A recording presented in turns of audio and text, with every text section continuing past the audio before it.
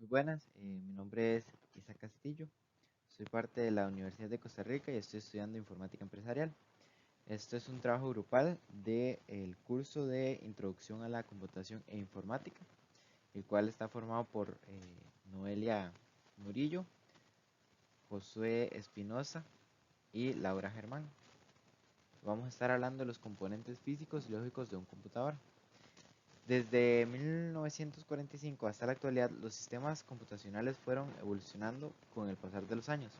Sin embargo, siempre se ha mantenido el hecho de que están compuestos principalmente por dos componentes básicos, el cual son el hardware y el software. El hardware proporciona lo que son datos a la computadora y estos datos son procesados con la ayuda del software. Quiere decir que gracias a el software se procesan los datos. Eh, de manera que sobre el concepto del hardware y software, como eran estos conceptos en sus inicios y hasta la actualidad, explicaremos las partes que conforman sus principales características y por último su importancia. El hardware. Eh, el hardware es una palabra inglesa, literalmente significa partes duras. Hard es duro o compacto y ware es utensilio u objeto. Se refiere a la parte, el hardware se refiere a la parte tangible de una computadora.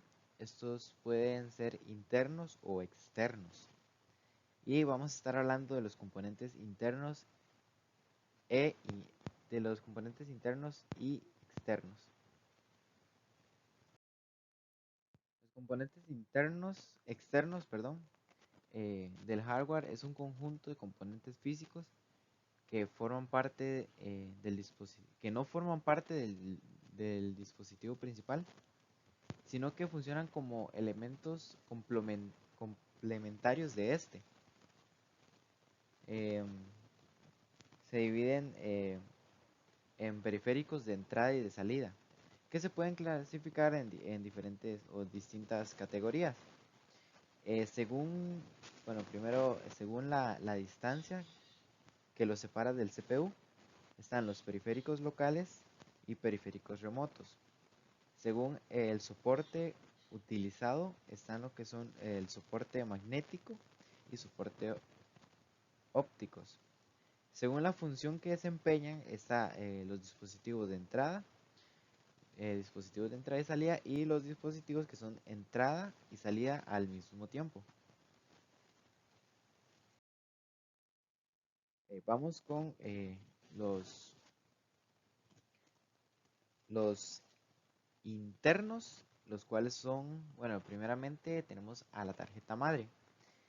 Esta tarjeta, bueno, esta es una tarjeta de circuito, el cual se logra conectar a la memoria RAM y el disco duro y todos sus demás componentes, tanto así y a todos los demás componentes, tanto así que le permite alcanzar los componentes entre ellos.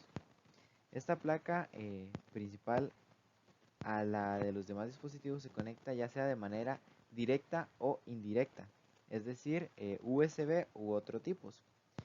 Eh, Cuenta con un software llamado BIOS que le permite transmitir datos y hacer una prueba denominada POST, la cual se encarga de analizar todos los componentes de entrada y de salida en una computadora que estén en correcto funcionamiento. Entonces podemos ver que la tarjeta madre es, es muy importante en lo que es las computadoras y si se llega a dañar, muy probablemente el dispositivo también. Luego encontramos lo que es la tarjeta red, también conocida como la placa red. El trabajo de esta es recibir, enviar información y datos por cables a las redes del área local. Más que todo recibe y envía información. Entonces también es muy importante y es parte de los complementos que son necesarios en una computadora. Luego encontramos lo que es el disco duro. Es un almacenamiento de gran capacidad. Este almacena los datos permanentes en el CPU. Es ahí donde guardamos todo lo que es la información, documentos, programas y archivos que descarguemos e utilicemos.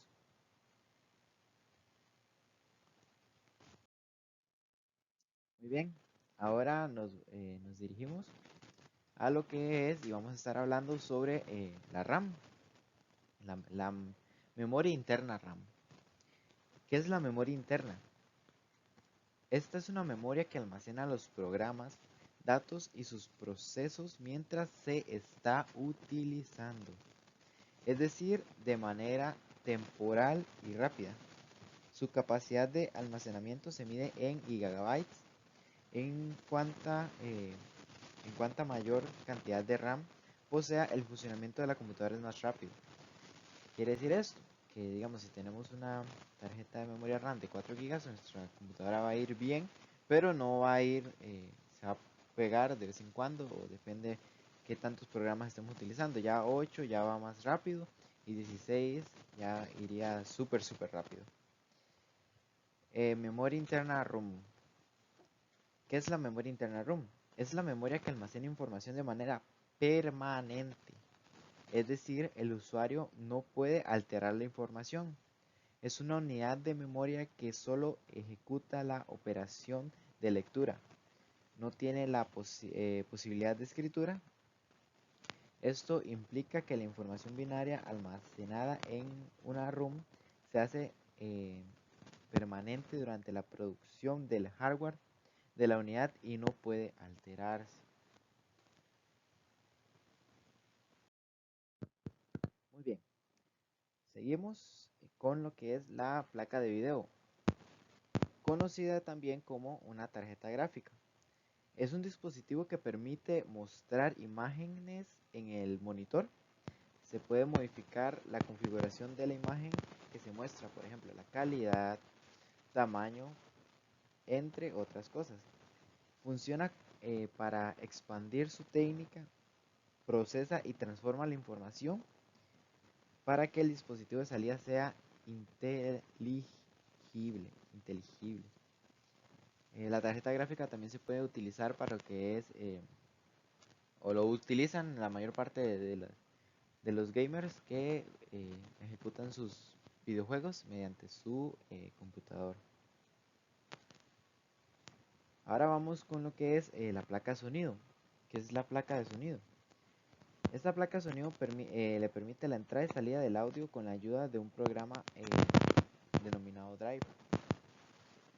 Su principal función es permitir que la computadora reproducir sonidos a través de altavoces o auriculares.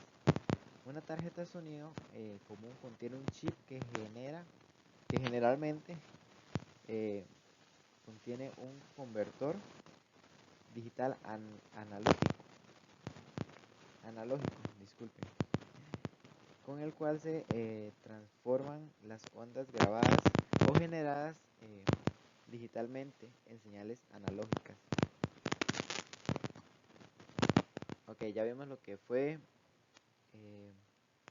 tarjeta madre, disco duro, tarjeta de red, la RAM, el ROM y tarjeta gráfica, placa de sonido. Y ahora vamos con lo que es el almacenamiento secundario. Okay. Los dispositivos de almacenamiento secundario es la memoria que almacena datos de manera permanente o hasta que el usuario los elimine, como documentos, imágenes, videos, etc. No es algo necesario para la computadora, sino para quien la utilice. Existen dos tipos de almacenamiento secundarios.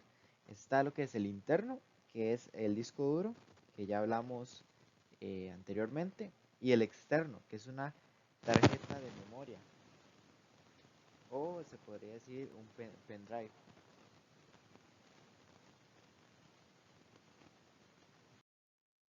Muy bien.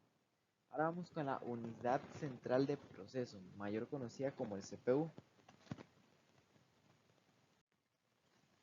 Muy bien. Eh,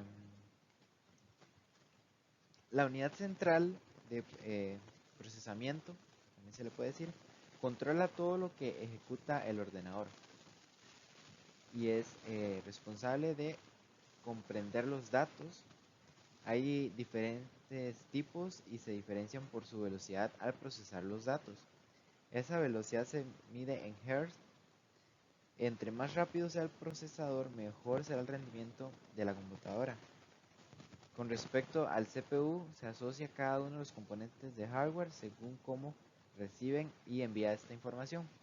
Mediante más rápido sea nuestro procesador, el procesador que tenga nuestro equipo, mayor y mejor rendimiento nos va a dar a la hora de la utilización de nuestro computador.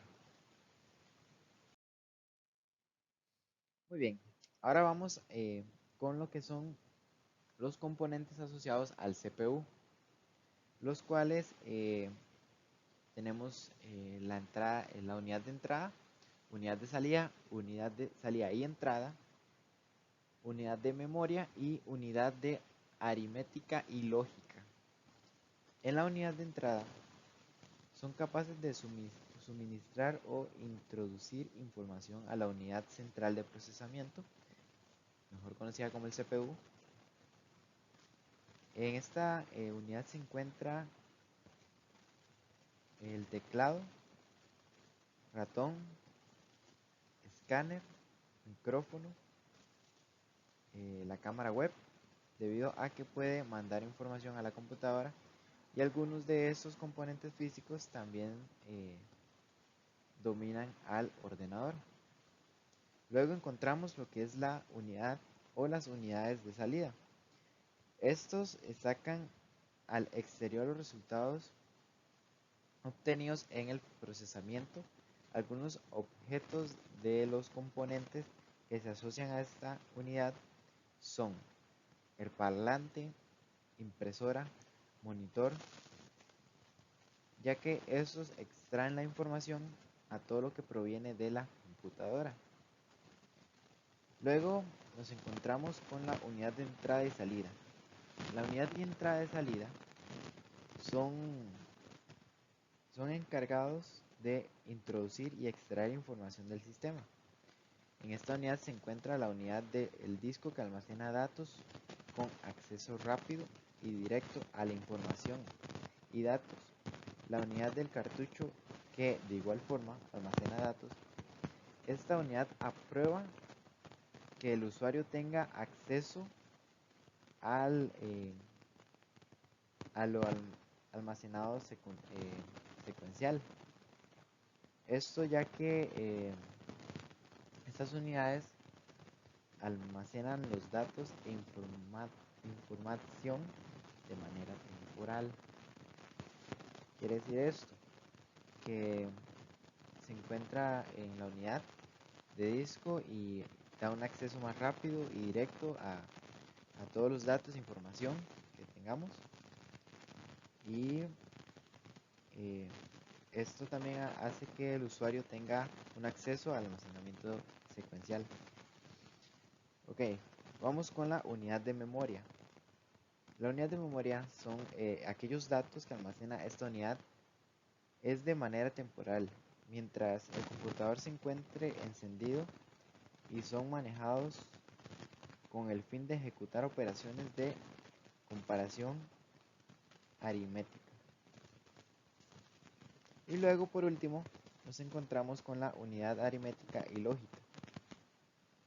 Esta unidad ejecuta operaciones de tipo aritmético, por ejemplo, una suma, división, resta, multiplicación, y también de tipo lógico, que sería mayor o menor e igual.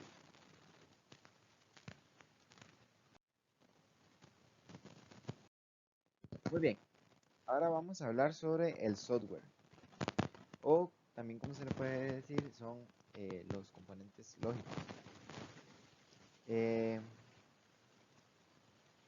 Esta palabra, al igual que el hardware, proviene del inglés. Sin embargo, soft proviene de una parte más blanda del sistema, algo al contrario del hardware. Es intangible.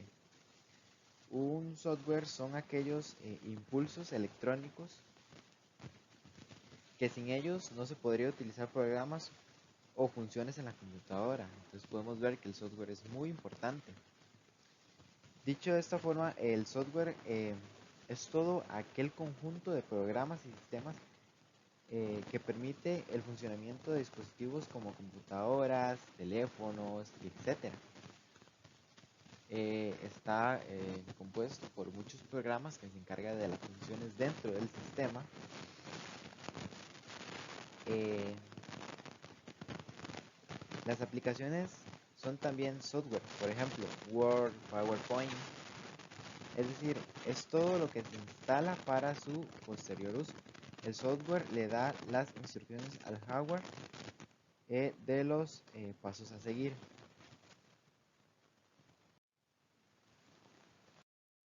Muy bien, ahora nos vamos a encontrar con los tipos de softwares, en el cual encontramos el software de sistema, el software de programación y el software de aplicación. ¿Qué es lo que pasa aquí? Que el software de sistema es el programa responsable que ejecuta de la ejecución de las aplicaciones necesarias para que un sistema funcione efectivamente. Es decir, le da el control a un usuario para controlar el hardware. Luego encontramos lo que es el software de programación. ¿Qué es el software de programación?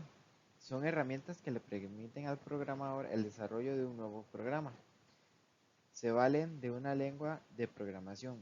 Dichas utilidades y herramientas pueden hacer uso de diversos lenguajes de programación y metodologías de desarrollo a través de, como mínimo, un editor de texto y un compilador. Luego nos encontramos con el software de aplicación.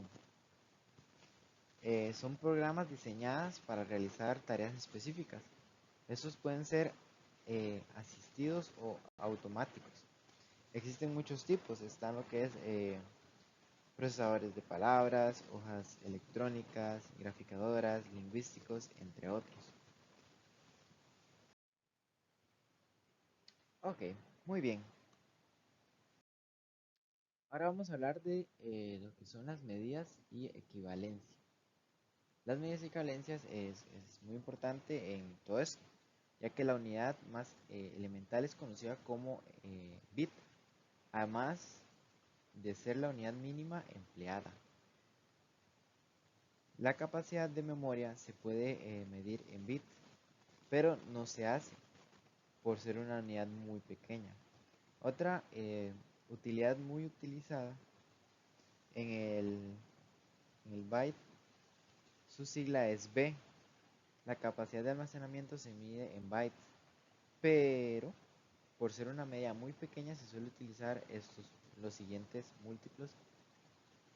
Eh, por ejemplo, kilobyte, que se representa KB, corresponde a 1024 bytes. Los megabytes corresponde a 1024 kilobytes. Los gigabytes, que son los más conocidos, es la utilidad de medida que se suele usar para determinar la capacidad de almacenamiento de las USB. Y ellas están formadas por lo que es 1024 megabytes. Luego tenemos, bueno, las más conocidas son las que acabamos de mencionar, pero igual existen más. ¿En cuál está el terabyte? Bueno, ese también es muy conocido para los que son el- la capacidad de, los, de las consolas. La terabyte corresponde a 1024 gigabytes. Luego encontramos, bueno, la terabyte se representa por TB. Luego encontramos la pentabyte, que es igual, bueno, se representa PB, que corresponde a 1024 terabytes.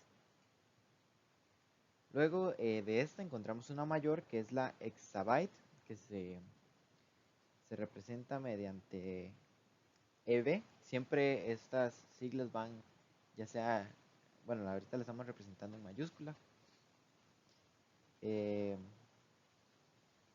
que esta corresponde a 1024 petabytes. Luego encontramos la zettabyte, que se representa ZB, que corresponde igual a 1024 exabytes. Luego de esta encontramos otra más grande, que es la yottabyte, que se representa YB, que corresponde a igual 1024 zettabytes. Luego encontramos otra más grande de estas, que se llama brontobyte, que se representa BB y corresponde a 1024 yottabytes. Y luego encontramos la geooctbyte, que son 1024 brontobytes. Y me parece que esa es la mayor de todas. O sea, es impresionante que son un montón y traen bastante almacenamiento, ¿verdad? Okay. Ya vimos lo que fue hasta ahora en la presentación. Ya vimos lo que fue el hardware, el software. Pudimos ver que el hardware es tangible, que trae sus componentes internos y externos. Pudimos ver que también que los externos, como para repasar, eh, que son complementarios, ¿verdad? Que ahí encontramos lo que fue la tarjeta madre, tarjeta de red y también el disco duro. Encontramos lo que fue la RAM, la ROM, las tarjetas gráficas, lo que es también las placas de sonido y los almacenamientos secundarios. Y luego pasamos a esto que fue la unidad central del proceso, que es igual conocida como el CPU. Encontramos sus componentes, los diferentes componentes que contiene esta, de entrada, salida, etcétera. Y luego hablamos lo que fue el software y cómo el software también trae sus componentes y los tipos de software. Y ahora estamos aquí en las medidas y equivalencia, que las medidas son estas, la de kilobytes, megabytes y etcétera. Y la unidad más elemental es conocida como bit, como ya habíamos comentado antes. Además es una unidad mínima, por lo cual no se utiliza, que es la de kilobyte. Ya después de megabyte para arriba yo creo que son las que más son mencionadas.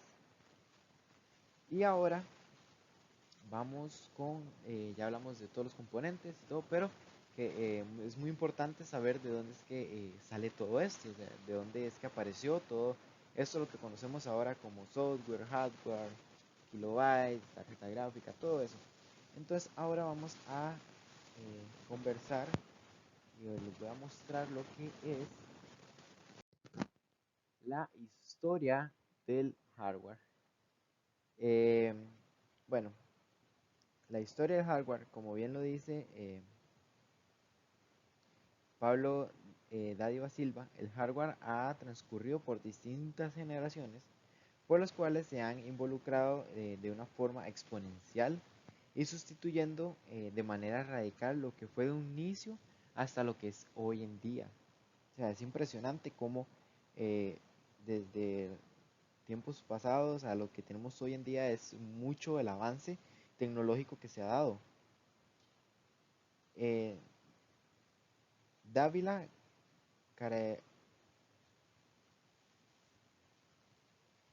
Pablo Dáliva caracterizó estos tres cambios en las generaciones. La primera generación se situó desde, bueno, como ahí podemos ver en la presentación, de 1945 a 1946, en el cual se utilizaban las válvulas termo, termo, termónicas, que con ayuda del movimiento de electrones transformaban las señales eléctricas. Por otro lado, se utilizaba el dispositivo denominado relé, el cual hace una función parecida a la del interruptor de corriente de electricidad. O sea, es muy impresionante cómo las primeras generaciones utilizaban esto, ¿verdad? La segunda generación abarca desde 1945 a 1963.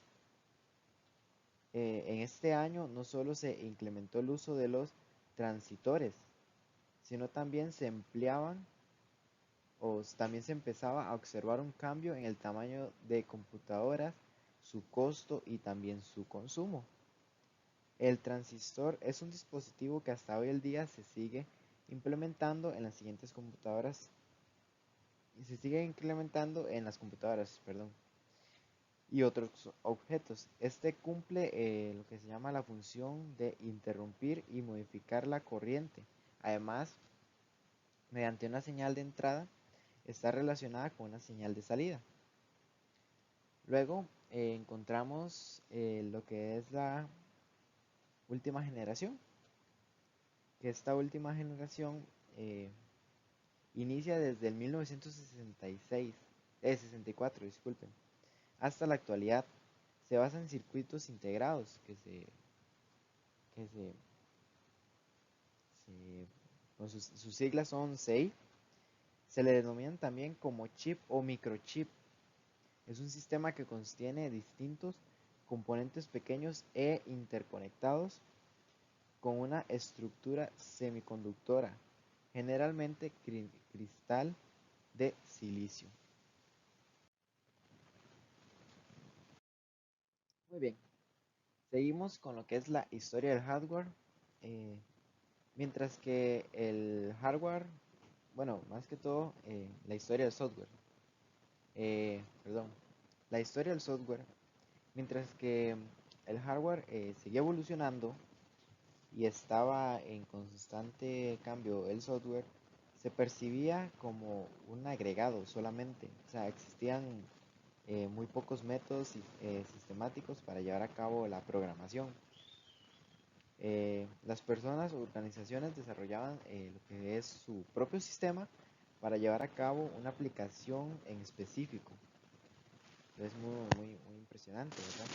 Por otra razón, tenían un, un solo sistema para una función en concreto.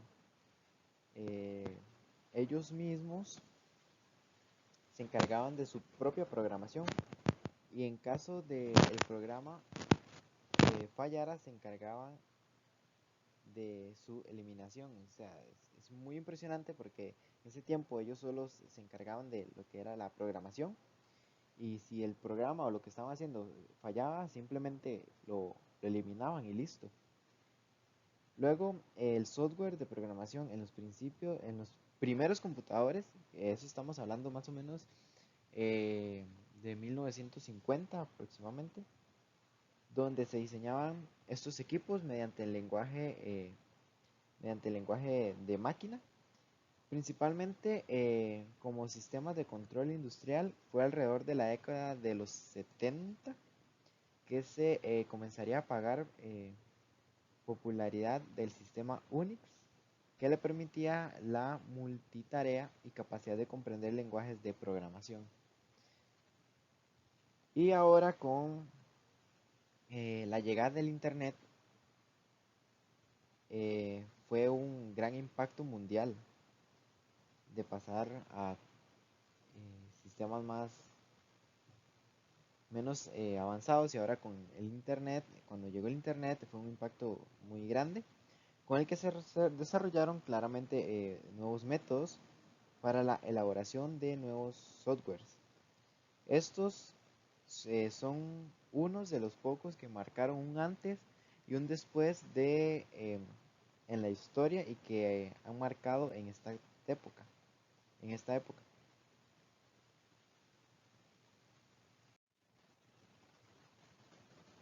Ok, el primero es Netscape Navigator, fue desarrollado por Netscape Navigator Combination en 1994 y fue uno de los primeros navegadores lanzados y fue la principal competencia de Internet Explorer.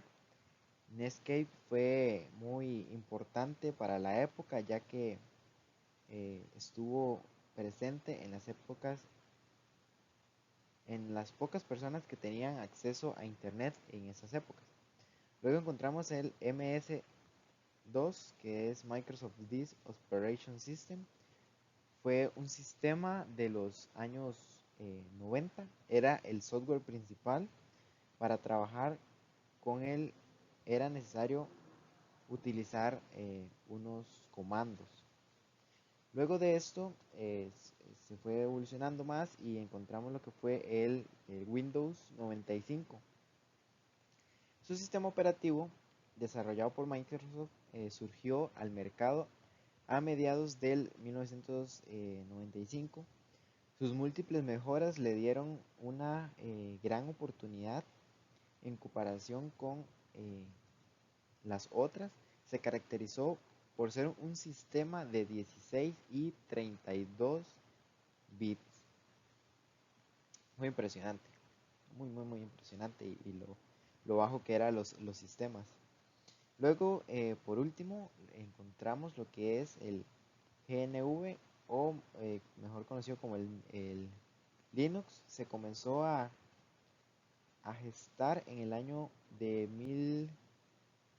1980, diseñado por un sistema multiusuario y multitarea. Su núcleo es llamado Linux y este es el nombre por el que más le conocen. Y luego de este navegador encontramos los que ahora son más famosos, que más se utilizan, que el 10 de abril se creó el navegador de Opera en el 10 de abril de 1995. Luego surgió lo que fue el Mozilla, el Firefox, en 23 de septiembre del 2002. Luego, el 2 de septiembre del 2008 fue lanzado oficialmente el Google Chrome, mayor conocido como ahora. Y por último, el último navegador que ha salido es el Drive, el Brave, que fue el 20 de enero del 2006. Bueno, esto ha sido todo.